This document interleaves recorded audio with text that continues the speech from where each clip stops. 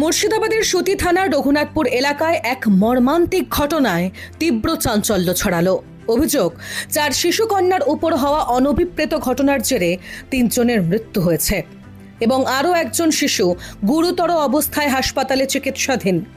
ঘটনার তদন্তে নেমে মূল অভিযুক্ত গোলাম সারোয়ার ওরফে বাদশাকে গ্রেপ্তার করেছে পুলিশ।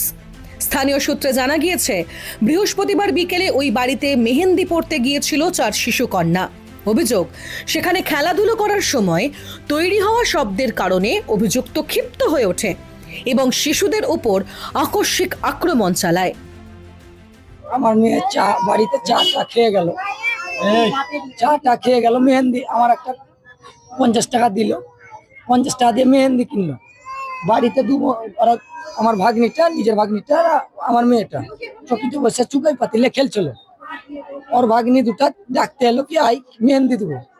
মেহেন্দি দিতে গেছে, আধ ঘন্টা হয়েছে। এর মধ্যে ওই ঘরে দেখছি চেঁচেছে বড়টা, আমি মনে করছি বড় বাচ্চাটা। ঘটনার পরে এলাকা ছেড়ে বেরিয়ে যায় অভিযুক্ত। স্থানীয়দের দাবি, এক টোটো চালকের সহায়তায় সরাসরি স্থানীয় থানায় পৌঁছে সে পুলিশের কাছে আত্মসমর্পণ করে। আমি বাইকে বসেছিলাম, চিৎকার আওয়াজ শুনলাম ইসরাতে। তারপর আমি ঘরে গেলাম, মানে ওই জানালার ওখানে গেলাম। হ্যাঁ, ওই মামাদের রান্নাঘরে। তারপর দেখছি ধারালো হাউসা নিয়ে ওর ভাগ্নিকে কোপাচ্ছে।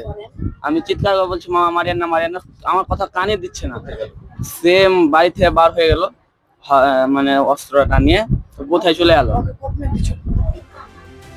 শুক্রবার পুলিশ এলাকায় পৌঁছতেই ক্ষোভে ফেটে পড়েন স্থানীয় বাসিন্দারা। পরিবারের পক্ষ থেকে অভিযুক্তের দৃষ্টান্তমূলক এবং কঠোরতম শাস্তির দাবি তোলা হয়েছে। আমার মেয়েটা বললে মেহেন্দি দিতে যাব ওদের বাড়ি, দিয়ে 2 মিনিটও হয়নি সব দিকে কেটে ফেলে দিয়েছে।